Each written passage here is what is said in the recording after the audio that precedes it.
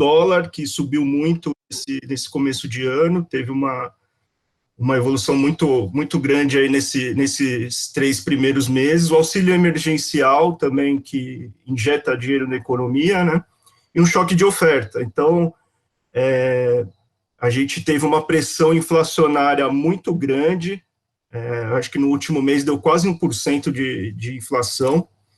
Então, isso comprometeu com que a gente conseguisse bater a meta, que foi 2,9, mas mesmo assim a gente teve um retorno de 2,4, né, frente a um CDI de 0,5%, né, então é um retorno bastante interessante frente ao CDI. Se a gente olha a média dos PGBLs, ficaram praticamente no 0 a 0, tá, e mesmo assim a gente consegue dar um retorno acima da inflação nesse período aí nos 3 primeiros meses, tá.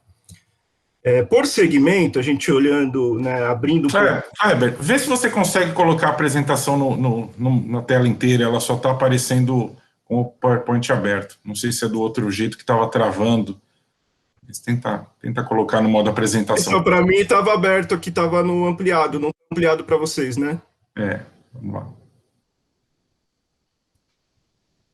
Se eu interromper e tentar colocar de novo, porque ele estava travando quando eu passava as apresentações. Deixa eu ver aqui novamente.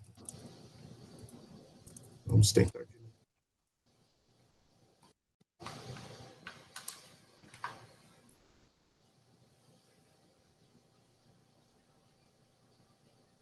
Veja agora, Ricardo, está aparecendo? Vamos ver. Está aparecendo. Vamos ver se você consegue. Vamos ver se eu consigo ir passando. Trocando. Ela estava travando na passagem. Vamos tentar. Estava falando, olhando a carteira aberta, a gente teve, a maior contribuição foi na parte de investimento no exterior, né, uma boa parte da contribuição por conta da alta do dólar, e o detrator, nesse trimestre, foi a parte de bolsa, que teve uma rentabilidade negativa de 1,8%, né, os outros segmentos performaram em linha com o que a gente atingiu de retorno nesse período. Então, por isso que a gente sempre reforça a importância da diversificação, né? Se a gente tivesse mais concentrado, possivelmente a gente não teria atingido esse retorno com um risco bem controlado. Aqui na parte de alocação, a gente definiu para esse ano uma alocação de 15% em multimercados, que são esses investimentos estruturados. Hoje a gente está em 10,9%. A gente já está fazendo estudos para avançar para esses 15%. No investimento exterior, a gente está com 9,6%. A gente tem como meta reduzir um pouco isso para 9%. Na Bolsa, 13,6%. A gente fez uma venda no começo do ano, que a Bolsa deu uma puxada em janeiro, e aí a gente vendeu um pouco, e aí a gente ficou aguardando, né, que bateu o nosso limite de 15% na política, a gente fez a venda de parte da alocação. Mas a ideia é a gente ir para a alocação objetivo de 12,7%. E a parte de renda fixa, que está em 66%, né, a ideia é reduzir isso até para poder ter recurso para alocar em multimercado, e principalmente em multimercado, né, para aumentar essa alocação aí para 15%. Aqui a gente faz um comparativo com PGBLs de mercado, né, então, os em amarelo são os PGBLs dos grandes bancos, e os outros são PGBLs que geralmente são pelo Icatu, pela XP, que aí engloba multimercados, ações, renda fixa, enfim, uma gama enorme aí de estratégias, né? Então, se a gente olhar a Inovar, né, com o nível de risco que a gente usa, a gente tem entregado, olhando aqui nessa janela, o melhor retorno, né? Na linha em 48 meses, dentro de um risco, a gente usando mais ou menos a mediana do risco de mercado. Então, a gente tem entregado, está com o melhor retorno. O que isso quer dizer? Que a gente está usando de forma eficiente o risco que a gente toma, que a gente aloca nos ativos. Então, com esse processo de diversificação, a gente tem conseguido gerar retorno sem aumentar significativamente a questão do risco. Aqui a gente olha o comparativo com os outros fundos de pensão. São quase 120 fundos de pensão que a consultoria de investimentos Aditus acompanha, né? A gente está dentro dessa amostra. E aí a gente olha, eu destaquei aqui no ano, né, a mediana dos fundos renderam em torno de 0,8%, enquanto a gente está rendendo 2,39%. Né? Se a gente olha uma janela mais de longo prazo, a gente está com uma rentabilidade de 32%, né, frente a 28,45% da mediana do mercado. Do lado do risco, a gente olha também, aqui é a relação inversa, né? Quanto menor o risco, melhor, porque a volatilidade, a oscilação do portfólio tende a ser menor. Então, quanto menor o risco, melhor nessa situação. Então, aqui no ano, a gente também está abaixo da mediana de mercado em termos de risco, e se a gente olhar também o longo prazo, a gente também se expõe menos a risco do que a média de mercado. Aqui é para falar um pouquinho de algumas ações que a gente está fazendo, né? Além da questão da busca pelo retorno, a gente se preocupa também por questões ambientais, sociais e de governança. Então, no final do ano passado, a gente assinou 2 protocolos de responsabilidade social, um é com o CDP, que é ligado a questões de emissões de carbono, e a outro PRI, que é princípios de investimentos responsáveis. Então, na própria política de investimentos, a gente já tem uma diretriz de começar a olhar, né, no processo de seleção de investimentos, essas questões relacionadas à governança, a questão ambiental e social. A gente, como investidor institucional, a gente acha que é importante a gente levantar essa bandeira para até a questão de gerações futuras, enfim. Então, com isso, a gente, apesar dos recursos serem, a gente está aumentando gradualmente o processo de terceirização, a gente pede, né, a gente questiona alguns emissores de ativos, onde a gente tem maior alocação, a gente já começa um processo de questionamento com relação a essas preocupações, né, que as empresas têm que nos reportar relacionadas a questões de emissão de carbono, de governança, questões climáticas. Então, a gente aderiu a esses 2 protocolos e a gente já está colocando em prática essas questões de governança social e ambiental na seleção dos ativos do nosso portfólio. Para falar um pouquinho do projeto do Plano Família Inovar, né, o Conselho Deliberativo aprovou em dezembro, né, do ano passado o projeto, né, a gente só reforçando aqui, quem que pode participar desse plano, né, os familiares até o 4º grau, né, dos atuais participantes, né, e esses familiares que entrarem também podem indicar os seus familiares até o 4º grau. O valor da contribuição, a gente ainda não definiu o valor mínimo, mas deve ser um valor baixo, em torno de R$50, e a partir daí fica flexível, né, para o participante decidir. A gente deve oferecer um seguro também de previdenciário, morte e invalidez, tá? Então, caso caso o participante ele venha a falecer, é creditado um valor, né, o valor da apólice na conta dele na Inovar, os beneficiários passam a receber uma renda, né. Esse plano é mais flexível que o nosso patrocinado, porque ele tem a possibilidade de uma renda temporária.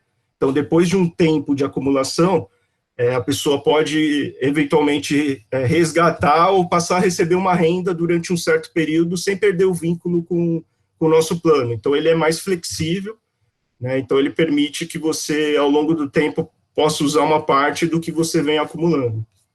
A questão da adesão online, então, vai ser bem simples para aderir, entrar no site, coloca os dados e adere com maior facilidade, sem muita burocracia.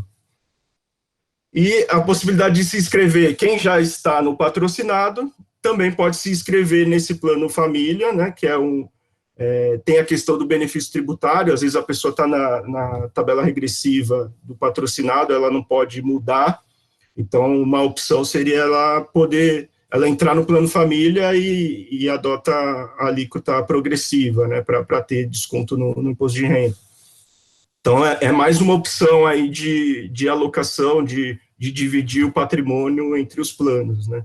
E a possibilidade de portar, né, você também, quem já participa, pode portar de bancos, PGBLs de bancos, seguradoras, podem fazer a portabilidade para esse plano família, né.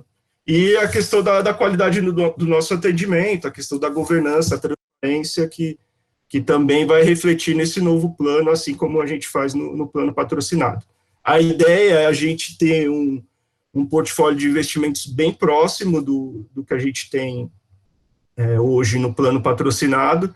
A gente está analisando outras questões também aqui para aumentar a atratividade do plano, como, por exemplo, a possibilidade de cashback, nas compras, talvez fazer alguns convênios com empresas e em compras, talvez reverter isso para um crédito na conta dele na Inovar. Então, são coisas que a gente está estudando, tá? E possivelmente também um programa de descontos que a gente também está avaliando para ver se a gente consegue oferecer para os participantes para aumentar a atratividade desse plano. E aí, nos próximos dias, a gente vai soltar uma pesquisa sobre o plano família para ver a demanda inicial, né, desse plano. A gente vai estar sorteando uma pulseira inteligente aí para incentivá-los a responder à pesquisa. Né. É importante para a gente poder saber a demanda inicial, a gente começar a dimensionar, né, os trabalhos, né, de vendas.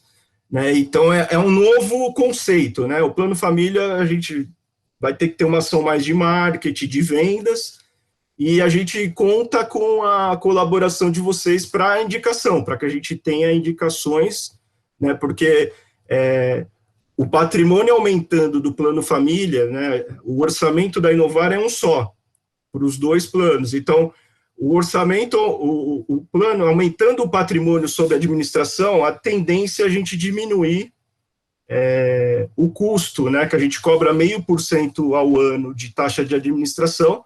Então, a ideia é a gente aumentar, né, cada vez mais, a gente tentar ter uma progressão do patrimônio para que a gente possa diluir os custos, né, e que não tenha que aumentar a nossa taxa de administração. Então, a ideia é essa, é a gente fomentar a nossa entidade, oferecendo um plano de qualidade, né, para mais pessoas, né, a possibilidade de abrir um pouco mais, né, essa oportunidade que a gente tem de investir na Inovar, porque hoje é um fundo fechado, né, ele está restrito a funcionários das empresas patrocinadoras.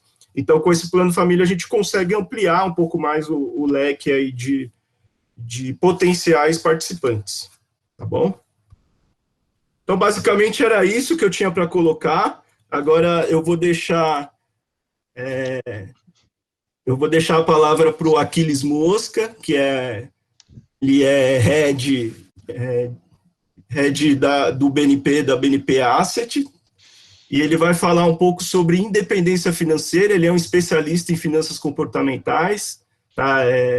Ele escreve artigos para jornais, vira e mexe está no Valor Econômico. Eu leio bastante as matérias dele, que são muito interessantes. Então, Aquiles, muito obrigado pela sua presença, tá? É um prazer na nossa live, tá? E fica à vontade aí para a sua apresentação. Muito obrigado. Obrigado a você, Kleber. Eu vou começar também aqui a compartilhar a minha tela. Deixa eu só... Eu não sei porque aparece o meu nome, não está aparecendo para vocês, provavelmente como desconhecido, né? Não sei o que dizer aqui que não está aparecendo o meu nome. Mas espera aí que eu já vou compartilhar a tela. Vamos lá. Me digam se vocês já veem a minha apresentação. Ainda não. Deve estar carregando.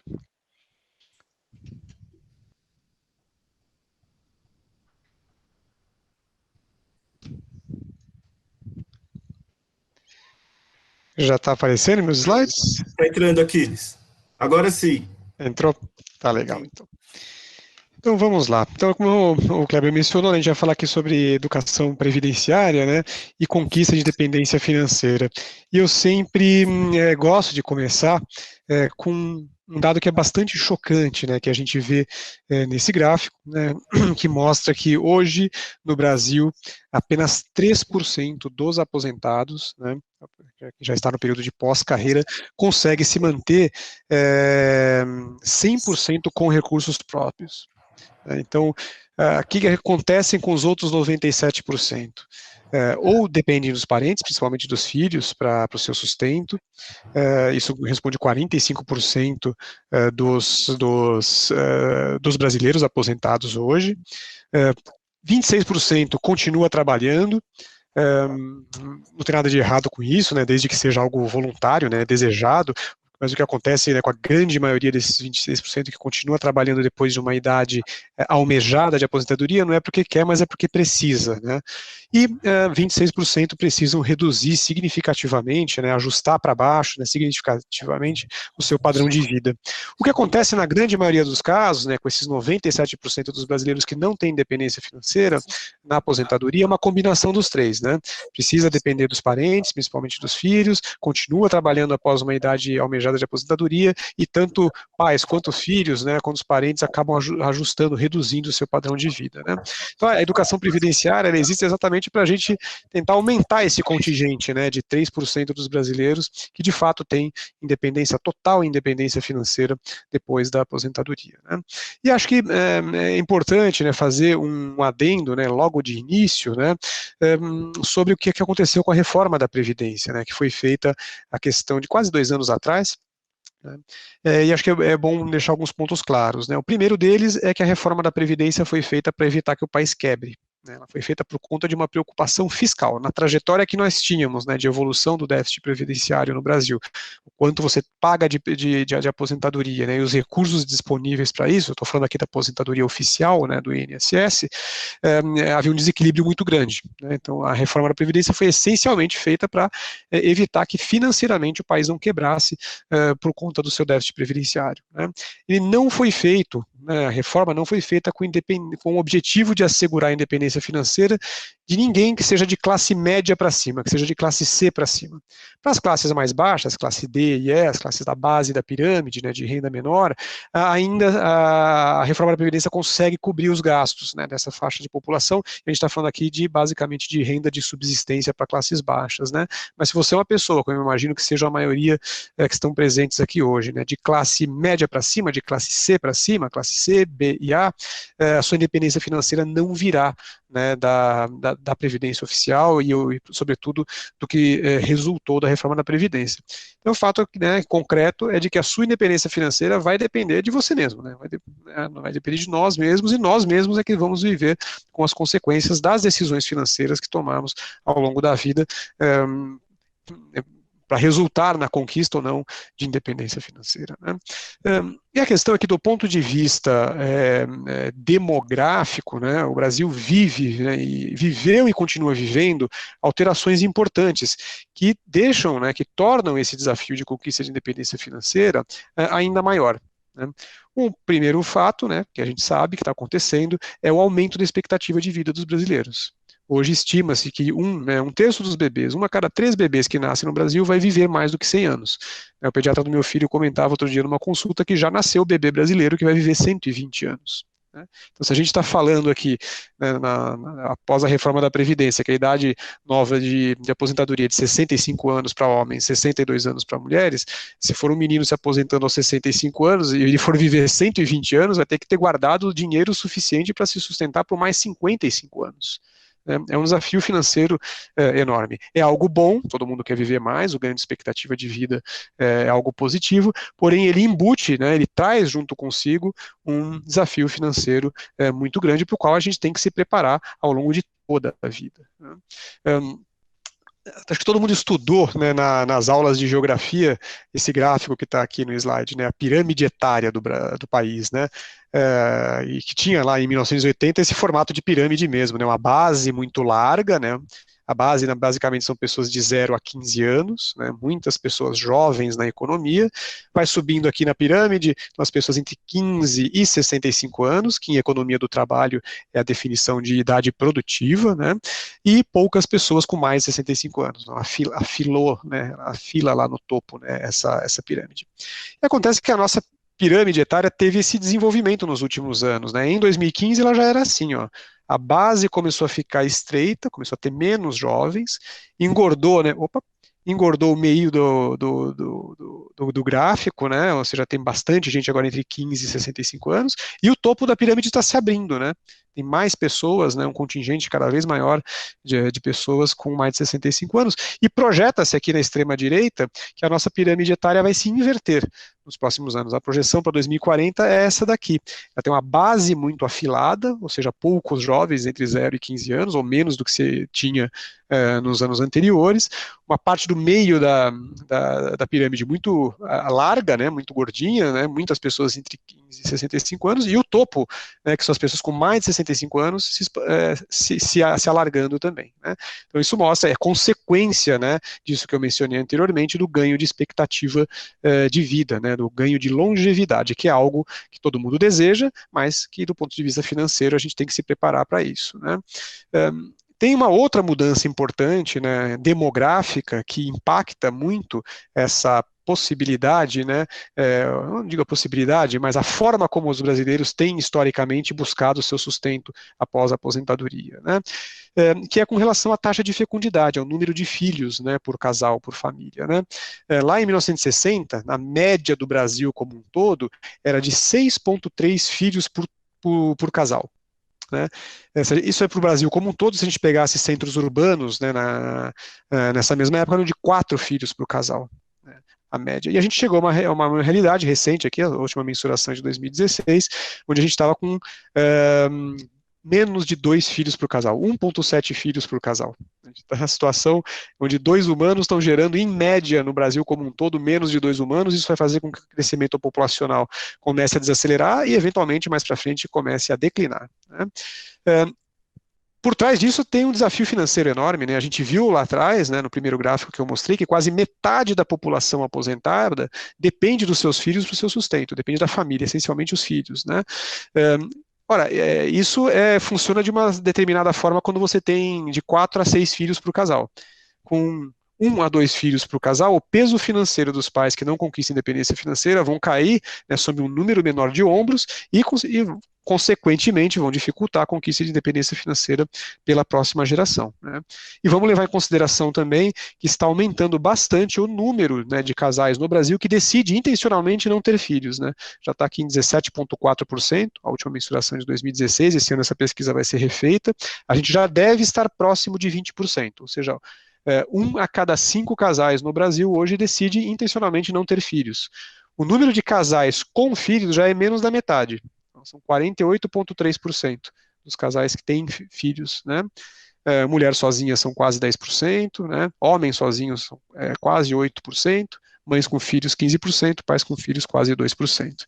Então, essa principal, entre aspas, né, fonte de sustento do aposentado que não conseguiu conquistar a independência financeira por ocasião da aposentadoria, que historicamente, né, teve um peso muito grande para a família e particularmente para os filhos, encontra atualmente, na realidade demográfica atual, um número muito menor de filhos por casal, o que vai fazer com que isso dificulte ainda mais a conquista da independência financeira, que é algo extremamente desafiador, né, nesse cenário, né, onde a gente tem menos filhos por casal. Né. E o que vários pesquisadores dizem, né, que talvez essa questão da longevidade, né, o ganho de expectativa de vida que a gente teve no Brasil nos últimos anos, que foi importante, né, a expectativa de vida média do brasileiro era de 55 anos, lá em 1960, atualmente, né, a última pesquisa de 2015 era de 75 anos, mas a gente já sabe que recentemente ela já está se aproximando a 77 anos, o número exato é de 76,4, né, então a gente teve um ganho de expectativa de vida grande, mais de 20 anos, desde 1960 para cá, num período curto, mas geralmente, né, historicamente, quando a gente observa outros países, isso aconteceu depois, né, que a economia se desenvolve. Geralmente a economia se desenvolve, o país enriquece e, como consequência disso, vem o ganho de expectativa de vida. O Brasil aqui está na contramão da história, né? O ganho, né, de expectativa de vida, o aumento da longevidade, né, esse envelhecimento da população que a gente está observando, ele aconteceu antes do país se enriquecer.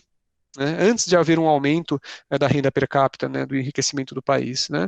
Então a gente está ousando viver mais sem ter ficado rico antes. Né, o que é por isso que os pesquisadores dizem que é uma impropriedade histórica. Isso aconteceu basicamente pela expansão, né, do serviço de saneamento básico no país, né, que hoje passou a cobrir mais ou menos entre 60% e 70% da população, simplesmente por ter água encanada, limpa, as pessoas passaram a ficar menos doentes e viverem mais. Né, isso explica, não tudo, mas uma grande parte do ganho de expectativa de vida no Brasil nas últimas décadas. Né.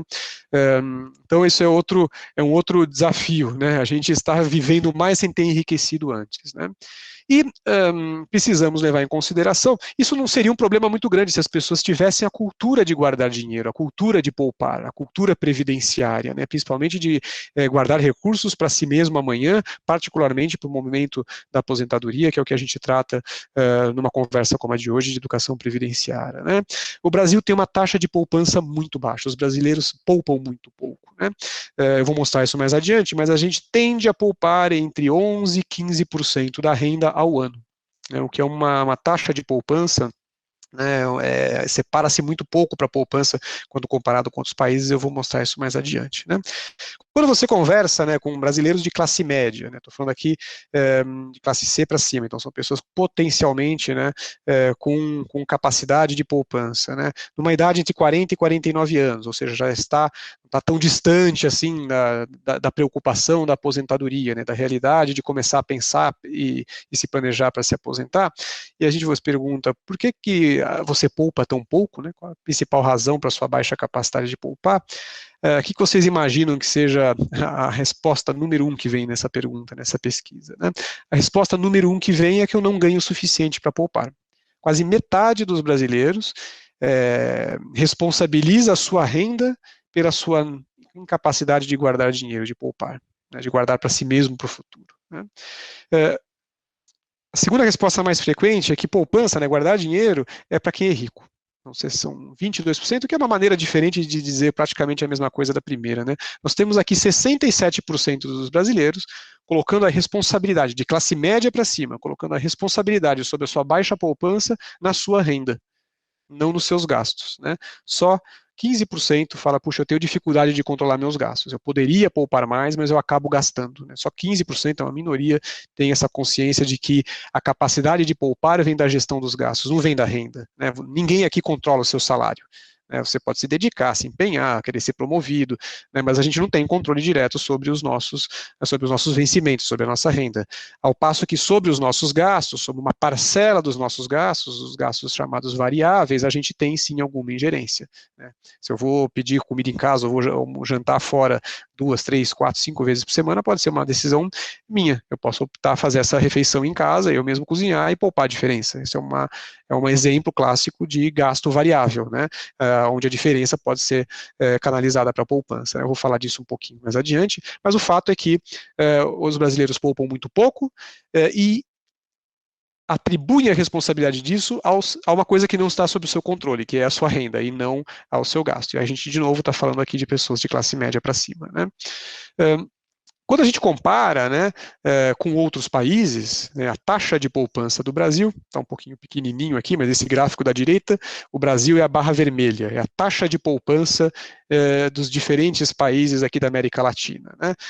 O Brasil é essa barrinha vermelha, e aqui ao lado do Brasil a gente tem o Paraguai, a Argentina, o Uruguai, o Chile, a Colômbia, a Venezuela, o Peru, a Bolívia e o Equador. Então, se fosse verdade, né, que a gente poupa pouco porque a nossa renda é baixa, todo o país que está nesse gráfico aqui, que tem renda menor que a nossa, deveria ter poupança menor do que a nossa.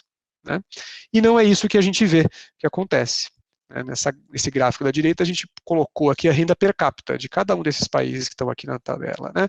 Então veja que, por exemplo, aqui um boliviano, né, a renda per capita no Brasil hoje, em média, de $12.200. Né? Isso é medido em dólar para ficar comparável entre países. Né? Na Bolívia, a renda média de um boliviano é menos da metade da nossa, de $5.000. Mas, a despeito disso, os bolivianos poupam 30% a mais do que o brasileiro na média. Né? Ou seja, dizer que você poupa pouco porque você ganha não tanto quanto você deseja, ou que a sua renda não é suficiente para poupar, é uma desculpa verdadeira. Né? A razão para a baixa capacidade de poupar está na alta propensão a consumir. O fato é que o brasileiro é gastão. Né? A gente diz isso em economia, né? Temos uma propensão alta ao consumo. Basta ver o que aconteceu no final do governo Dilma e no final do governo Temer, quando foi feita a liberação de recursos do FGTS. Né? Os recursos foram liberados, a população teve acesso a uma parte importante dos seus recursos do FGTS, e a utilização número 1 desses recursos foi para a compra de celular. Ela não foi para educação, ela não foi para poupança, ela não foi para aposentadoria, ela não foi para aquisição de patrimônio, como, por exemplo, a aquisição de um imóvel, ela foi para compras de bem de consumo, né, corrente. O celular foi o principal destino dos recursos que foram liberados, né. E nesse gráfico aqui, nesse slide, a gente vê como isso é verdadeiro, né, essa tendência a poupar pouco, né. Aqui tem o Brasil comparado com uma série de outros países, países da América Latina, países da Ásia, países da Europa, países em desenvolvimento e desenvolvidos, né, e a gente vê a nossa taxa de poupança, né, na barra azul clara, a gente vê os 60% mais ricos da população, na barra azul escura, os 40% mais pobres, quando se pompa nas camadas mais ricas e nas camadas mais pobres, né, em comparação com diversos outros países, né, e a gente vê que nós temos a menor taxa de poupança de todos eles, né, a Argentina está logo aqui ao lado do Brasil, depois já vem uma média dos países de baixa renda, dos países em desenvolvimento, os chamados emergentes, a Índia, o Chile, a Colômbia, a Rússia, a África do Sul, México, Portugal, a média dos países de alta renda, a própria Alemanha, né? E aí a gente vê essa tendência, de fato, a gastar muito, a poupar pouco. E, claro, esse tipo de pesquisa está comparando pessoas do mesmo nível de renda, né? Sejam elas dos 60% mais ricos, sejam elas dos 40% mais pobres da população. Né? Então a gente tem aqui, quer sejamos ricos, quer sejamos entre os mais pobres, e comparados quer com países desenvolvidos ou com países em desenvolvimento, muitos deles com renda per capita semelhante à nossa, nós temos taxa de poupança muito baixa. Né? O brasileiro é gastão, né? Isso resulta, né, quando se gasta mais do que se tem, em nível de endividamento muito elevado. Né? Eu peguei aqui uma notícia da internet mostrando que os brasileiros já comprometem, né, mais de um terço, 35% da renda com endividamento. Se você gasta mais do que você tem, a consequência natural é com dívida. E é interessante, né, quando a gente entra na questão da dívida em si, do endividamento, a gente sempre ouviu falar, né, que os americanos são muito endividados. Né? A gente ouve falar que a economia americana é uma economia alavancada. O americano utiliza muito crédito, né, no seu dia a dia, no seu consumo, né, na sua formação de patrimônio. Mas há uma grande diferença entre o nível de endividamento dos americanos e o nível de endividamento dos brasileiros. Né? Ao passo que o americano se endivida basicamente por duas razões, né, que é para comprar o imóvel, que é algo que vai formar o patrimônio, né, dessa pessoa, dessa família, e a segunda razão, né, de endividamento dos americanos é para pagar a faculdade dos filhos. O ensino é privado nos Estados Unidos, não tem ensino público, é superior, e é caro.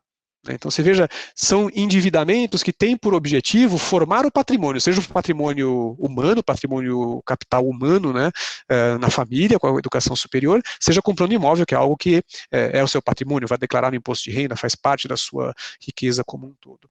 Aqui no Brasil, o alto endividamento, né, dos brasileiros, esse 35%, né, da renda da população, né, ocupada com endividamento, com crédito, né, com empréstimos, ele é feito para consumo. É para trocar de televisão no ano de Copa do Mundo, é para ter o seu último celular, é para ter um carro novo, um carro zero na garagem, né? Como é comum, né, a gente ver casas muito humildes com carrão na garagem e as pessoas ali estão endividadas para ter aquele veículo, né? O consumo que acontece no Brasil e que resulta num nível de endividamento alto é o que a gente chama em economia de consumo relacionado a bens posicionais. Geralmente são bens que eu posso exibir, né, para os meus pares, né, parentes, amigos, e que sinalizam, né, tentam de alguma forma sinalizar a minha posição social, o meu status, né, ou pelo menos aquela posição social, o status que eu gostaria de ter, que eu gostaria de sinalizar, né. Isso é muito forte no Brasil. Outro dia eu conversava com um executivo de uma empresa coreana que produz televisores no Brasil, e ele mencionava um fenômeno que é muito comum aqui no Brasil, mas que não existe em região nenhuma outra no mundo, né, que é o fato da gente ter uma explosão de vendas de televisão em ano de Copa do Mundo.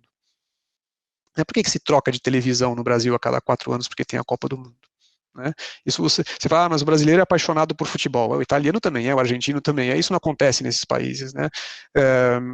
E a pesquisa que eles fizeram revelou que o momento da Copa é o momento de chamar amigos, né, chamar parentes em casa, e ter a última televisão é uma forma de sinalizar status, posses, capacidade financeira e tudo mais. Então muitos se endividam por conta disso a cada 4 anos. É um exemplo anedótico, né, mas que mostra já, realmente como a gente tem uma tendência a consumir, né, a gastar com bens de consumo muito forte, né?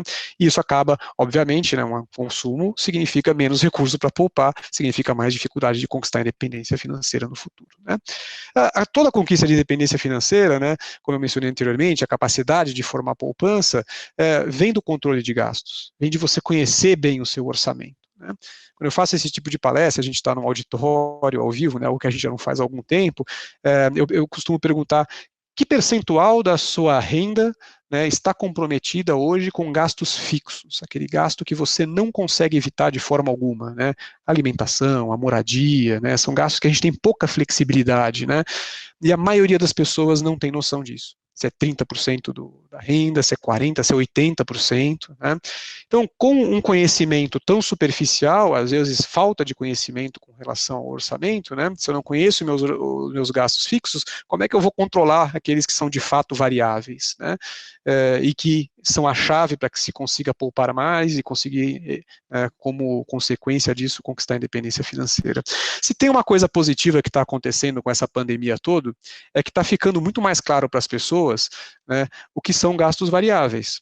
Né? Todo mundo aqui que está em isolamento social, que está em casa, trabalhando em home office, que não está podendo sair no final de semana, né, para ir no teatro, ir no cinema, jantar fora de casa, né, a gente pesquisa isso, eu presido na Ambima, né, na Associação de Mercados de Capital, o Comitê de Educação de Investidores, né, e a gente viu que quem manteve, obviamente, quem está empregado e com renda está poupando mais, desde março do ano passado.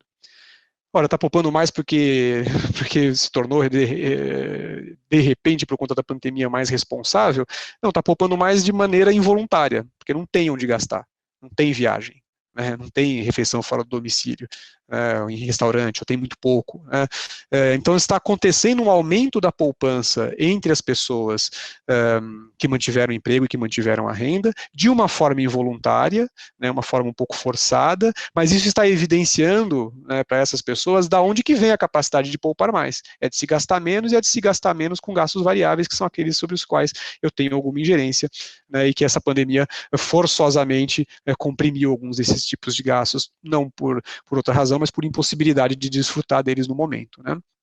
Então, uma reflexão que a gente traz, uma recomendação que a gente faz, né, é de conhecer a fundo o seu orçamento familiar. Né? Quanto da minha renda está comprometida com gastos fixos? Quanto da minha renda tem ido para meus gastos variáveis? É exatamente de conhecer e revisitar os gastos variáveis que vem a capacidade de se poupar mais e, consequentemente, de algum momento, né, conquistar a independência financeira lá na frente, não fazer parte dos 97% do aposentado que não se sustenta com recurso próprio, mas sim ajudar a aumentar os 3% que tem total independência financeira no futuro. Vários estudos acadêmicos mostram que quem faz isso em família, discutindo com os demais membros da família, tem muito mais chance de sucesso do que quem faz isso de forma isolada. E é bastante lógico, né? Não adianta eu fazer esse trabalho se eu não coordeno com a minha esposa, com os meus filhos, né? Eu estou aqui fazendo esforço de cortar gasto, de conhecer melhor o orçamento, e o restante está gastando como se não houvesse amanhã, né? Tem que ser feito, quem tem muito mais chance de ter sucesso, quem faz isso de forma compartilhada. Agora, é um tema muito delicado de se discutir em família, né? Algumas pessoas mostram, né, algumas pesquisas mostram que conversar de dinheiro em família é mais tabu do que conversar sobre sexo em família. família. Se tiver que escolher, as pessoas preferem falar de sexo do que dinheiro. Por quê? Porque por trás das decisões de dinheiro estão valores pessoais, preferências, né, decisões, escolhas, que muitas vezes não está disposto, né, a discutir com a família. Porém, os estudos mostram e comprovam, né, que quem faz isso no ambiente familiar tem muito mais chance de sucesso na conquista de independência financeira. Né? E a questão dos gastos, né, que continua sendo, eu vou insistir bastante nisso, né, a chave para se conquistar a independência financeira através de uma maior capacidade de poupança, os gastos têm uma certa previsibilidade ao longo do ano. Né? A gente sabe que lá em janeiro, né, a gente tem o IPTU, tem o IPVA, tem férias, né? Entre janeiro e fevereiro tem matrícula da escola para quem tem filhos, tem material escolar, né, tem eventualmente algum gasto de viagem com carnaval. A gente sabe que lá mais no meio do ano, né, tem as férias escolares, em maio tem o Dia das Mães que está chegando aí, é o pico de gastos, né, no ano com bens de consumo, tirando o Natal, né? Então a gente sabe, há uma previsibilidade, né, no calendário financeiro, no calendário de despesas ao longo do ano, que o indivíduo pode colocar para jogar ao seu favor. Se eu sei que em janeiro vai ser um mês pesado, né, de despesas, eu posso me preparar antes disso, né, nos meses que antecedem. Né? Então essa previsibilidade deveria jogar a favor. Né? E é claro que quando a gente fala de previdência, o tempo joga muito a favor de quem começa a poupar cedo. Né? A ação dos juros compostos é muito forte, né? Essa escadinha aqui à esquerda do gráfico, né, mostra quanto que o indivíduo em diferentes idades, né, lá na extrema esquerda, né, com 25 anos, depois com 40 anos, com 50 anos e com 60 anos, quanto que o indivíduo precisaria guardar ao mês para chegar lá aos 65 anos, né, a nova idade de aposentadoria, depois da reforma da Previdência, com R$500 mil guardados. Né, com R$500 mil guardados. Por que eu fiz essa simulação aqui? Foi porque R$500 mil seriam suficientes com 65 anos para o indivíduo pagar os seus custos fixos de uma classe de família, uma família de classe C, de classe média baixa, né, por 10 anos, que daria exatamente então a expectativa de vida do brasileiro, que hoje é entre 75 e 76 anos. Né. Se você começa lá com 25 anos, né, e com um retorno que já não é mais realista atualmente de 5%, eu vou fazer uma simulação aqui, mas só para dar a noção de sensibilidade, se você começasse lá com 25 anos, guardando um pouco, R$561 por mês, você chega lá aos 65 anos, com R$500 mil guardado.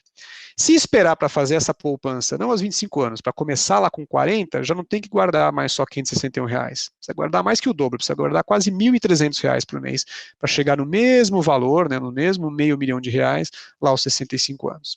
Se começar aos 50, vai ter que guardar quase R$2.500 por mês. Se deixar para começar com 60 anos, tem que guardar mais de R$8 mil por mês. Né? Mas aqui, essa simulação estava com juros de 5%, mas os juros estão mais baixos. Né? Hoje estão em 2,75%, aqui está simulado, né, um juros de 3%. Né? Se a gente, só por conta dessa queda aqui dos juros, né, o juro real, o juro acima da inflação de 5% para 3%, né, só por conta dessa queda de rentabilidade, quem começar lá com 25 anos não precisa mais guardar R$561 por mês, tem que guardar quase o dobro, tem que guardar R$989 por mês. Isso é pouco intuitivo para a gente, né? Puxa, o juro caiu de 5% para 3%, eu que guardava R$561, agora tenho que guardar quase R$1.000. Né? Isso acontece e é pouco intuitivo mesmo, porque os juros compostos se comportam de forma exponencial, né? E o nosso cérebro tende a raciocinar de forma linear. Né? Quem deixar para começar lá aos 40 anos já não vai ter que guardar R$1.200, vai ter que guardar quase R$1.800 por mês, para chegar nos mesmos R$500 mil, né? E assim por diante, né? O tempo joga muito a favor de quem começa cedo, né? E é óbvio que a queda da taxa de juros, a queda da rentabilidade, né, das aplicações mais tradicionais, sem risco, né, menor, ela é um desafio adicional nesse cenário, né? Então, só para mencionar, né, que quem pode e deve usar o tempo a seu favor, né? E quanto antes começar, maior é a sua chance de sucesso lá na frente, fazendo um esforço que mensalmente será menor do que aquele que se a gente deixar para fazer daqui 10, 15, 20, 30 anos, né? Quanto antes começar, mais fácil é o processo de acumulação, né? Agora, já caminhando aqui para a conclusão dessa apresentação, acho que eu tenho mais só 3 slides para mostrar para vocês, antes da gente abrir para o bate-papo, como que pensam as pessoas que conquistam a independência financeira versus aquelas que não conquistam a independência financeira. né? Não só como pensam, mas como agem essas pessoas, né, do ponto de vista da condução da sua vida financeira, né? Essa pesquisa que eu vou mostrar aqui é de conclusão de uma pesquisadora italiana que leciona nos Estados Unidos, a Ana Maria Lussardi, e ela segue há mais de 30 anos uma amostra enorme de pessoas, são mais de 10 mil pessoas, né, acompanhando seus hábitos financeiros e principalmente mapeando seus hábitos de poupança, né? Quem raciocina da forma como está exposta não só raciocina, mas age da forma como está exposta nesse slide, 80% das pessoas que pensam e agem assim não conquistam independência financeira. Esse slide nos diz que a minha poupança, aquilo que eu vou guardar, é igual àquilo que eu ganho, menos o que eu vou gastando ao longo do mês. Dito de outra forma, eu poupo, né, eu guardo aquilo que sobrar, se sobrar. Quem deixa para guardar dinheiro no final do mês, depois de ir fazendo frente a todas as suas despesas ao longo do mês e poupar o que sobrar, se sobrar, 80% dessas pessoas chegaram no momento da aposentadoria sem independência financeira, né?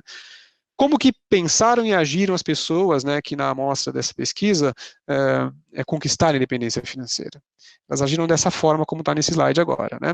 Os meus gastos, né, são dimensionados de tal forma que eles são iguais à minha renda, menos aquilo que eu já separo para minha poupança logo no início do mês, logo quando eu recebo o meu salário, né? Ou seja, eu adapto o meu padrão de vida para já levar em consideração o fato de que eu preciso poupar para mim mesmo no futuro, né? Então, as pessoas que pensaram e agiram dessa forma ao longo da vida, 70% delas chegaram no momento da aposentadoria com recursos suficientes para assegurar a sua total independência financeira, né? Então, pense, né, reflita sobre a forma como você lida com os seus gastos ao longo do mês, a forma como você administra a sua poupança ao longo do mês, colocar a poupança, o investimento, né, como o primeiro gasto do mês e você redimensionar, né, o seu padrão de consumo, o seu padrão de vida para já levar em consideração que eu preciso guardar recursos para mim mesmo no futuro, quem tende a agir dessa forma tem uma probabilidade muito maior de conquistar a independência financeira do que aquele que deixa para poupar se sobrar alguma coisinha no final do mês, né? E para encerrar, eu queria acabar com um slide aqui sobre investimentos, né? Eu vi na apresentação do Kleber, né, como a Inovar vem, né, aumentando a sua exposição, né, em ativos mais arriscados, né? Ou seja, em finanças, risco e retorno andam de mãos dadas, né? Quem quer um retorno maior precisa correr risco maior. De uma maneira geral, os brasileiros, na média, não estão muito acostumados a correr risco para ganhar mais. A gente sempre teve retornos bastante interessantes em títulos públicos, né, com baixíssimo risco, o risco é o risco do governo, né, com muita liquidez, né, e com retornos acima da inflação elevados, né, e agora os brasileiros estão precisando correr risco para ter retorno maior, né, e a Bolsa de Valores, aqui eu botei o índice Bovespa, né, que é o índice da Bolsa de Valores de São Paulo, da B3, como um indicador, né, do que esperar, né, de uma aplicação que, por meio do risco que ela representa, tende a traduzir-se em retornos maiores ao longo do tempo, né? Então, acho que isso aqui é para ajudar a balizar um pouquinho a expectativa, né, dado que a gente tem uma população que não está acostumada a fazer essa troca, né, aceitar mais imprevisibilidade, aceitar mais risco na busca por um retorno maior, né. Se a gente olha os retornos anualizados do Ibovespa em períodos de 12 meses, em períodos de um ano, né, a gente tem aqui esse universo, né? Os retornos, o que você pode esperar de uma aplicação em bolsa brasileira, né, no Ibovespa, em períodos acumulados de 12 meses? Ela pode ficar entre menos, historicamente, tá? Isso é de 1999 para cá, né? Então tem mais de 20 anos aí de observações. Historicamente, esse retorno ficou entre menos 25% e mais 87%. Né? À primeira vista, pode parecer uma informação muito inútil, né? Você fala, puxa, pode acontecer qualquer coisa, eu posso ganhar muito, mas eu também posso perder muito, né? Só que vamos deixar o tempo ir passando, né? Vamos ver o retorno, o universo de retornos esperados, agora não em períodos mais de 12 meses, em períodos de um ano, né? Os retornos anualizados agora em períodos de 3 anos. Né? Em 3 anos, esses retornos já ficam entre menos 0,73 e mais 56,43. Veja que conforme a gente deixa o tempo passar, conforme a gente tem a disciplina e paciência de manter esse recurso lá investido, sem ficar entrando e saindo toda hora, né, mas manter a disciplina e a paciência numa aplicação de risco, né, aqui a aplicação de risco por excelência, que é a Bolsa de Valores, vocês vejam que está fechando o universo de retornos, né? E a gente está quase vendo ali que os retornos acumulados em período de 3 meses já praticamente não tem mais retorno acumulado negativo. né? O que acontece conforme a gente deixa o tempo passar, né? A gente sempre ouve, né, que a bolsa ela é recomendada para o investimento de longo prazo, né? Conforme a gente deixa o tempo passar, a magnitude e a frequência dos pregões onde ocorrem altas já começa a compensar a magnitude e a frequência dos pregões onde acontecem baixas, né? Se a gente deixa passar 5 anos... Aquiles, deixa eu só pedir para você, clica nesse botãozinho de ocultar aqui, que o pessoal acho que está pedindo só para... Muito obrigado. Podia ter feito isso antes. Mas vamos lá. Vamos olhar agora, então, períodos de 5 anos, são 60 meses acumulados, né? Os retornos anualizados em períodos de 60 meses, né? Você veja que agora o universo de retornos, né, já não tem mais retorno acumulado negativo, ele fica entre 5, quase 6% e quase 50%. E em períodos de 10 anos, né, 120 meses, entre 13% e 47%, quase 48%. Né? Conforme o tempo vai passando, a frequência e a magnitude dos pregões de alta compensam a frequência e a magnitude dos pregões de baixa. É dessa forma que a Bolsa de Valores remunera o capital investido, o capital que fica lá, né, investido de forma disciplinada, paciente ao longo do tempo. E se não fosse assim, não se justificaria a existência da Bolsa de Valores. Esse gráfico tem o mesmo formato para qualquer bolsa do mundo. Você pode fazer ele para a Bolsa do Vietnã, para a Bolsa da França, dos Estados Unidos, a Bolsa brasileira. Esse formato de funil da esquerda para a direita é o mesmo, né? Essa é a chamada diversificação temporal, né? Os ativos de risco precisam de tempo para materializar o seu potencial de alta e acomodar o sobe e desce do dia a dia, né? E conforme o tempo vai passando e conforme você permite que esses recursos fiquem investidos por mais tempo, maior é esse impacto positivo para a carteira, né? Eu já estou quase estourando meu tempo aqui, é isso que eu queria mostrar para vocês hoje. Eu vou parar de compartilhar o slide para que a gente tenha tempo aí de fazer uma perguntas e respostas aqui. Muito bom, Aquiles, parabéns pela apresentação, acho que é bem esclarecedora, né, e nos faz refletir, né, das decisões que a gente toma no dia a dia, né. Uma experiência pessoal, quando eu passei a usar uma planilhinha dessa aí, como ele mostrou, para olhar, né, o que a gente gasta, o primeiro impacto é até um susto, né, porque você não tem ideia, né, de como você consome a sua renda. Então, acho que é uma dica bastante interessante essa questão da planilhinha aí para acompanhar os gastos, e essa visão de longo prazo, né, porque cada vez mais a gente está vivenciando um ambiente de juros muito baixo. Exato. E inflação, às vezes, ela dá uns repiques, né, de alta. Então, a gente precisa ter essa visão de longo prazo, porque para a gente construir patrimônio, a gente vai ter que correr um pouquinho mais de risco do que a gente está acostumado aí nos últimos anos. Porque a taxa de juros básica da economia, ela está muito baixa, né? Ela vem num processo de redução ao longo do tempo, né? E isso deve permanecer, né? Lá fora também, nos Estados Unidos, tem países operando até com taxa real negativa. Então, a gente ainda tem taxa real positiva, a gente ainda, em certo ponto, a gente tem um benefício ainda que a gente tem que aproveitar, né? E o importante é essa visão de longo prazo e a consciência de que não só o retorno vai garantir a independência financeira, né? A gente precisa avaliar a questão de quanto que eu estou contribuindo, né? Se esse valor que eu estou colocando é o que eu vou, vai refletir o que eu espero de acumulação lá na frente. Por isso a gente tem o nosso simulador lá no site, né? No site do participante, para vocês utilizarem, fazerem simulações, né? Qualquer dúvida, vocês entrem em contato com a gente. Mas é importante vocês irem também calibrando isso, e irem avaliando, né, os valores para quem está em fase de acumulação e para quem está recebendo já benefício, e avaliando também o tempo de duração do saldo, né? Então, ter essa avaliação, né, e a gente pode ajudar nesse processo, tá? Ricardo, você quer ver as perguntas que o pessoal escreveu?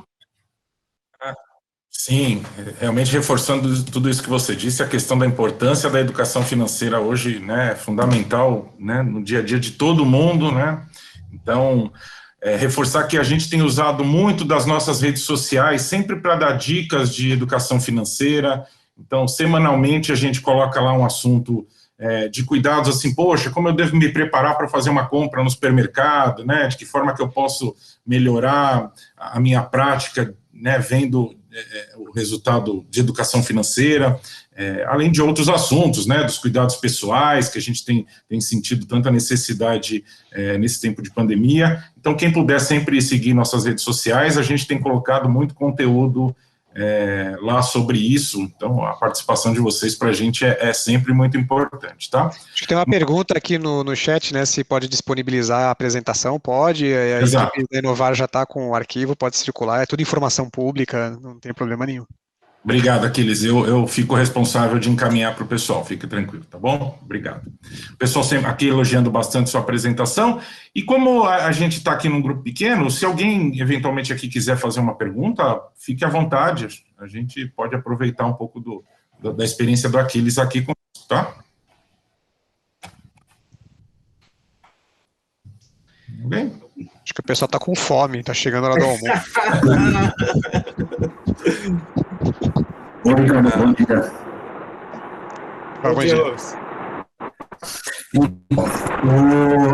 Eu achei bastante interessante e queria só reforçar que na quarta e quinta-feira nós tivemos um seminário promovido pela TEG Investimentos com quase 700 conselheiros dessas entidades, e esse assunto é unanimidade, entendeu?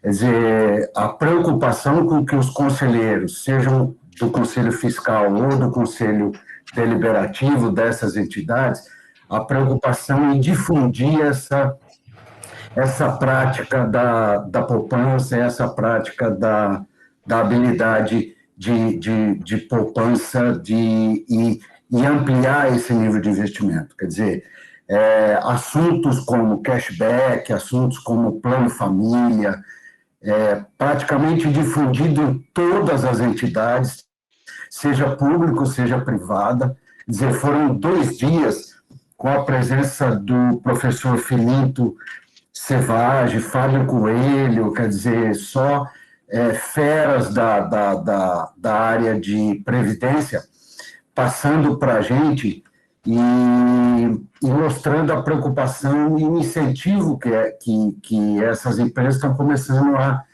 perceber e passar para os seus beneficiários, no sentido da disciplina financeira, da poupança, do incremento, porque a previdência oficial chega, acabou, né? Então, a gente teve essa preocupação e foi muito interessante, porque tinha mais de 700 conselheiros participando, e foi muito, muito positiva, e a apresentação que eles também fizeram muito nessa linha da apresentação aí do professor Aquiles e tal, e realmente fantástico, tá? Meus parabéns, muito bom. Obrigado, Robson. Robson faz parte do da Inovar Previdência. Isso. A gente tinha o Carlos Leas, que estava querendo fazer uma pergunta, e tem o Eduardo também, que estava levantando a mão aqui para fazer uma pergunta. Quiser, Eduardo? Eu vejo que você está dirigindo, mas... Fica... Consegue? Cuidado, tá mudo. O seu som não está saindo. Pronto, agora abriu aqui. O que eu queria ouvir um pouco do nosso palestrante também, de vocês à frente da Inovar. Alguém desativou meu microfone. Não, voltou. Que visão que vocês têm com relação aos fundos de investimento imobiliário? Virou meio que uma coqueluche, todo mundo colocando recursos próprios, saindo da renda fixa, muitas vezes sem nem saber se o fundo estava... se as cotas do fundo estão crescendo porque ele está valorizando, porque tem muita gente procurando, e aí então é igual uma ação, é uma visão de curto prazo, ou se é um fundo de longo prazo que vai pagar aluguéis ou de galpões de shopping. Eu queria ouvir um pouquinho as opiniões dos dois lados, que acho que é uma coisa que virou moda, e a pessoa, quando compra na moda, é capaz de colocar em 2021 uma pochete na barriga e está fora de moda. Olha, A resposta intelectualmente honesta para isso é depende do fundo imobiliário, né? Como a gente está falando de imóveis, vai depender muito da região em que o imóvel está, do setor em que ele está, da dinâmica imobiliária que você tem nesses imóveis ou nesse conjunto de imóveis que compõem um fundo de investimento. Vamos imaginar, por exemplo, um fundo de investimento que detenha imóveis comerciais na região da Faria Lima, aqui em São Paulo, por exemplo. O índice de vacância, né, de disponibilidade de imóveis nessa região aumentou de 30% para quase 50%, né, dos imóveis vazios com a pandemia. Então, esse tipo de imóvel nessa região, nesse instante, um fundo de investimento que tem esse tipo de alocação vai estar com prejuízo. Em contrapartida, você pode ter fundos imobiliários com galpões de logística. Tudo que está acontecendo na pandemia, logística, entrega em casa, virou um negócio extremamente rentável. Então, se você tem um fundo imobiliário que tem galpões de logística, sobretudo no sul e sudeste do Brasil, né, onde você tem uma atividade muito forte, as pessoas passaram a comprar online, querem que entreguem rápido, estão extremamente ocupados e rentáveis. Então, quando a gente fala de fundo imobiliário, não dá para generalizar. Você entender quais são os imóveis que estão lá dentro, né, quais são esses conjuntos de imóveis, qual a dinâmica do setor em que ele está, é residencial, é comercial, é logística, né, e tentar entender, né, a perspectiva por trás dessa carteira. A gente, na nossa política de investimentos, temos limite para alocação em fundos imobiliários, não temos alocação no momento, a gente tem só uma restrição nessa classe de ativo, a liquidez, né, como a gente opera com volumes maiores, geralmente a liquidez desses fundos não é tão grande, ela tem aumentado ao longo do tempo, mas ainda tem algumas restrições de liquidez, e até como eles são listados na Bolsa também, como a liquidez é baixa, a oscilação tende a ser maior em movimentos muito bruscos. Então, a priori, a gente está acompanhando esse mercado, mas por hora a gente não está alocando. A gente tem limite por conta da diversificação, que a gente está num processo cada vez mais avançado de diversificar, mas no momento ainda a gente não tem nenhuma alocação em fundo imobiliário. Olá. Aquela Kleber. Alguém mais? Obrigado. Não, Eduardo. Quero só agradecer a resposta aí. Imagina, Eduardo. Aqui é o Carlos Lé, tudo bem, pessoal? A pergunta que eu fiz, colocando a pergunta aqui no próprio chat, era para entender de vocês qual é a perspectiva que vocês trabalham em termos de previsibilidade de retorno do nosso capital ao longo do ano de 21, né? Qual é a meta interna que vocês têm, qual é a perspectiva que vocês têm? Lógico que isso é uma perspectiva, não é um compromisso assinado aqui que vocês vão estar falando com a gente, né? Então, quando a gente desenhou a política, em dezembro de 20, nós colocamos como a meta oficial é o INPC mais 3,68%, tá? Essa é a meta oficial. A gente traçando, a gente tem um trabalho técnico que chama Fronteira Eficiente, que a gente faz uma série de simulações com diversos cenários, e no portfólio como a gente desenhou para esse ano, a ideia é de um retorno de aproximadamente 7,8% no ano. Tá? Isso pode variar para mais, para menos, enfim, como você bem colocou. Tá? Ok, obrigado. Imagina. Kleber, o Júlio pergunta aqui em relação ao plano familiar, que ele gostaria de abrir conta para as filhas e gostaria de fazer os aportes mensais, né, como se fosse uma coparticipação, como ele diz aqui, e pergunta se será possível essa situação ou somente o titular da conta poderá fazer o aporte. Você pode explicar, por favor? A gente está avaliando essas questões de como vai ser a contribuição, mas a princípio o responsável pelo menor, né, pelo filho, poderá fazer a contribuição, tá? Então, e a gente tem a modalidade de boleto também, gera o boleto, paga o boleto e acredita na conta do filho, neto, sobrinho, enfim. Então, possivelmente, a gente está em fase de desenho dessas formas de pagamento. A ideia é facilitar ao máximo, né, a questão das contribuições, né? Hoje a gente já tem via boleto, Pix, TED, DOC, né, transferência bancária. Então, E a ideia é a gente permanecer com vários meios de pagamento, né? O máximo que a gente conseguir colocar, a gente vai inserir principalmente no plano família, porque é um plano também que tem uma visão mais de longo prazo, público mais jovem, contribuições diversas, né? Pode ter menor contribuição, então a gente tem que facilitar essa questão dos aportes no plano.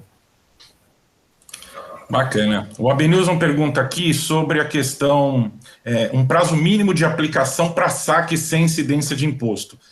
Sem incidência de imposto, eu posso dizer aqui, a gente não vai conseguir fugir desse nosso grande parceiro, né, que é a Receita Federal, o governo disso, a gente não vai ter como não ter a opção de imposto de renda. As contribuições, né, entrando aqui, Kleber, já explicando um pouquinho aqui. Fica à vontade. A questão do imposto de renda, a Receita Federal permite que a gente tenha um desconto quando a gente faz as contribuições, desde que a gente faça a declaração lá no modelo completo e desde que a gente também esteja fazendo recolhimentos para o INSS. Tem essa questão. Então, o governo permite que você possa deduzir um pouquinho do seu imposto de renda anual, né, com o contraponto das contribuições que você faz. Então, faça uma contribuição e diminua um pouco o meu imposto, mas no momento do resgate, você sempre será tributado. Essa é a característica desse tipo de investimento, que é um plano de previdência. Aí tem aquelas duas tabelas, né, a progressiva e a regressiva, que é uma discussão eterna para saber qual é a melhor para mim. Então, são muitas variáveis que entram aí, né, no jogo para poder saber o que vai ser melhor, porque a gente tem que fazer uma decisão agora para uma situação que será aplicada somente lá no futuro, tá? Então, Nilson, depois que você tiver alguma dúvida específica e quiser mandar um e-mail para a gente, fica à vontade, a gente avalia a sua situação individual aqui, tá? Eu só queria... Pode falar. Claro, fica à vontade, não, pode falar. Eu só queria fazer mais um complemento, que às vezes é pouco perceptível, que essa questão da isenção aí dos 12% aí, que quem está contribuindo, né, pode colocar no plano de previdência, lembrando que você não paga esse imposto agora, né, esse dinheiro ele está rendendo, a questão que o Aquiles colocou do juro composto. Então, esse dinheiro que você não pagou o imposto, ele está na previdência rendendo, e lá no longo prazo você vai pagar. Mas você já constitui, tem uma acumulação de capital aí ao longo do tempo, né, Aquiles, que é relevante. Se você colocar um período longo de tempo, isso faz uma diferença grande. Obviamente, depois, né, na hora de receber o benefício, pagar o imposto de acordo com a tabela escolhida. A gente não há opção de alteração da tabela, né? Uma vez entrou no plano, definiu a tabela, hoje você não consegue mais mudar isso. É uma briga eterna, isso nossa com o governo para tentar mudar isso, porque as pessoas é muito difícil prever como que você vai estar daqui 30 anos, né? Então, de repente, no início você imaginou um cenário, chega lá, o cenário é diferente e de repente aquela tabela não é mais apropriada para a sua situação quando começa a receber benefício, mas até agora a gente não teve nenhuma mudança do governo nesse sentido. A ideia do plano familiar, o plano seria familiar, porém as cotas seriam individuais para cada um dos participantes do grupo, cada um no seu CPF, cada um no seu controle apartado, ou isso ficaria junto? Não, são contas individuais, né? Você vai poder abrir a conta no seu nome, que você é participante, e dos seus familiares. Então, cada familiar vai ter a sua conta única, não tem compartilhamento de conta. São contas individuais e cada um tem a sua acumulação individual. O seu familiar se tornaria um titular, se tornaria um participante titular. Exato. Ok, obrigado. Ele se torna mais um participante da Inovar, como qualquer outro. Exato. Indo para a próxima aqui, o Vicente Argentino fala um pouco, né, da nossa concentração em renda fixa, explicando, né, da questão do menor risco, por isso, e pergunta nesse novo cenário, faz uma pergunta, Kleber, sobre a questão de dos juros baixos, como é que será feita a reavaliação do perfil dos nossos investimentos? Então, a gente já está aumentando a diversificação esse ano, né, a gente está aumentando a questão de multimercados, que tem um risco um pouco mais elevado do que a renda fixa, né? Então, a gente já vem num processo, nos últimos anos, a gente já vem aumentando a diversificação, e a ideia é isso ir se estendendo para outras classes e também aumentando percentuais também em outros segmentos. Por exemplo, o exterior a gente já está no limite da legislação, que é 10%, e tem uma discussão grande no mercado, né, a Previc, que é o órgão regulador, possivelmente pode aumentar para até 20% essa alocação em exterior, e é um dos segmentos que podem, nos próximos anos, a gente pode ir aumentando também, para efeito de diversificação. É muito interessante essa classe de ativo, só que a gente também tem que olhar a questão do nosso passivo, né? O passivo é a idade das pessoas, dos participantes, então é um jogo, a gente tem que escolher os ativos para gerarem retorno, mas eu também tenho que avaliar as nossas obrigações, né, de pagamentos de benefício, e fazer um casamento dessas duas coisas. Então eu tenho que olhar também o lado do passivo. Pelo lado do passivo, a gente vem avançando aos poucos com diversificação, mas a gente também não pode ser muito arrojado, porque a gente tem uma parcela grande de pessoas que já recebem benefício em termos de patrimônio, acho que está em torno de 40% do patrimônio total, já são de pessoas que recebem já aposentadoria, que não podem também estar expostos a um risco muito elevado. Então, assim, a gente tem um público mais jovem, um público constituindo renda e um outro público já em fase de benefício. Então, a gente tem que fazer esse equilíbrio, um portfólio equilibrado, de forma que gere retorno, mas também não incorra em tanto risco, né? Como bem o Aquiles colocou, o retorno é diretamente associado ao risco, né? Então, quanto mais retorno eu buscar, mais risco nós vamos ter que correr. Então, a gente tem que calibrar bem isso. Isso. O Robson reforça para a gente aqui a mensagem dos planos de inclusão de novas empresas. Se puder falar um pouquinho sobre isso também?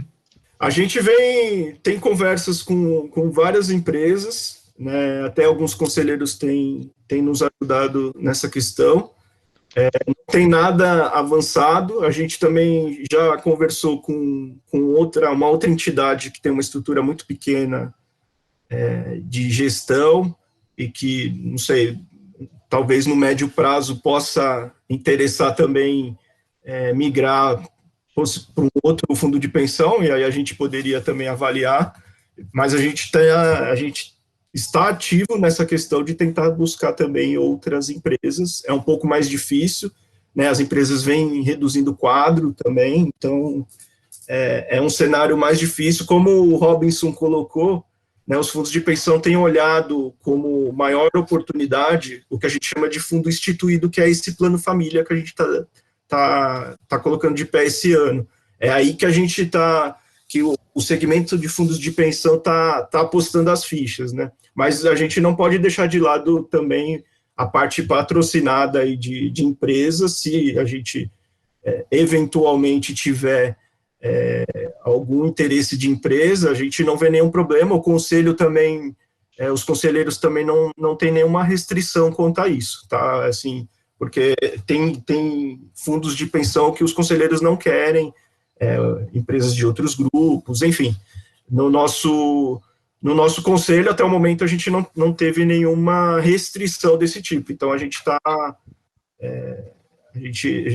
estamos ativos nessa questão, tá? A gente até, nos próximos meses, vai tentar conversar com algumas consultorias que geralmente montam planos de previdência para empresas, enfim, para nos colocarmos como uma opção, tá? Porque, eventualmente, de repente, alguma empresa pode procurá-los e a gente pode ser uma opção aí de oferecimento de plano de previdência. Bacana. Só para finalizar, então, o Adilson fala para a gente aqui da questão da correção da tabela de imposto de Posso renda. fazer mais uma pergunta? Claro, Carlos, fica à vontade. Fazer uma pergunta que não é bem uma pergunta, né? Algumas entidades que congregam assim várias pessoas, né? Elas têm às vezes acordos, por exemplo, com o plano médico para viabilizar um plano médico coletivo para os seus integrantes, né? Então aqui, como a gente está falando de um grupo que lógico, tem muitos ainda que estão, né, ativos, mas já tem um grupo que está inativo. De repente, seria interessante se a Inovar pudesse entrar como uma razão social aí e congregar os seus participantes a obterem um plano coletivo médico. Isso reduziria o custo para os participantes, né? Lógico, cada um bancado 100% pelos seus próprios participantes, né? Não estamos falando aqui da Inovar bancar nada, mas apenas sendo uma agregadora e poderia ser visto como mais um benefício aos seus participantes, né? Eu conheço outros planos que fazem isso e é bem interessante porque, de alguma forma, reduz o custo do que se cada um de nós, principalmente depois de aposentados, né, fôssemos ao mercado pegar um plano na pessoa física, o custo individual é muito maior. Então, você pegando um plano de um grupo, né, de uma entidade, digamos assim, o custo seria muito menor. Então, eu deixo essa sugestão para vocês avaliarem aí. Bacana. A gente tem, antigamente, alguns fundos de pensão constituíram planos de saúde para elas mesmas fazerem a gestão. Hoje isso não é mais permitido, tá? Mas a gente pode avaliar uma questão, como a gente tem um grupo, né?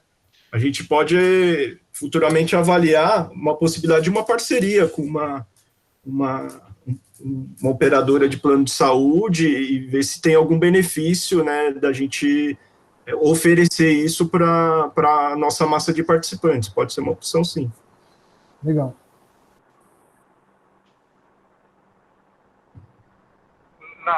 Posso falar? Estão me ouvindo? Pode falar. Sim. Nessa linha do que o André falou, eu acho que uma outra porta que pode ser procurada é, por exemplo, o Conselho Regional de Administração, Sindicato dos Jornalistas, Sindicato dos Gráficos. Muitas vezes eles têm empresas menores penduradas nesses sindicatos ou até profissionais liberais nesses conselhos. E o Conselho Regional de Administração, ele tem já, por exemplo, eu lembrei disso, que ele já tem um plano de saúde para os administradores, mas eu não lembro deles terem um plano de previdência. Então, eventualmente, Kleber, é uma porta que pode ser acessada, tá? Sim, a gente já está com isso no pipeline também, porque esse plano instituído, o conceito dele é de você ter um instituidor, né? E o instituidor pode ser um sindicato, pode ser um conselho regional, enfim, essas entidades de classe. Então, a gente também está com isso no nosso pipeline aqui para a gente tentar avançar também nessa questão setorial aí para abranger um maior público para o nosso plano de previdência. Só que a gente tem que criar, no formato que está hoje, esse plano família em parceria com a ABRAP, que é a Associação dos Fundos de Pensão, e a gente não consegue colocar um outro instituidor dentro desse mesmo plano. Então, teria que constituir um terceiro plano. Então, a gente precisa avaliar isso em termos administrativos também. Mas a gente está focado agora no família, e depois que a gente colocar no ar o família, a gente vai endereçar essas questões também, inclusive com a ABRAP, para ver se tem uma possibilidade de a gente usar o próprio plano família, incluindo mais um instituidor, assim como a gente tem no plano patrocinado, que a gente tem um único plano com várias empresas. Tá? Obrigado. Acho que podemos encerrar, Kleber. Já avançamos um pouquinho do horário. Se puder. Tá ótimo. Por favor. Eu queria agradecer a presença de todos, dos nossos convidados. Aquiles, muito obrigado pela sua palestra esclarecedora. Acho que foi muito bom para todos os nossos participantes. Agradeço a nossa parceria ao Carlos, viu, Carlos, por ter viabilizado isso. O BNP, ele faz parte da gestão dos nossos recursos, um fundo exclusivo de renda fixa foi constituído há um mês com eles, né, tem um retorno, meta de retorno de IPCA mais 4, uma meta bastante interessante para a gente e desafiadora. E a gente iniciou essa parceria com eles na diversificação dos nossos recursos. Tá? Eu agradeço a participação de todos e vamos marcar outras lives aí para esclarecimentos, para prestar contas e a gente falar um pouco de educação financeira. Tá bom? Pessoal, obrigado. Muito Boa obrigado, tarde a viu? todos, Um abraço. boa semana, um abraço. Tchau, tchau.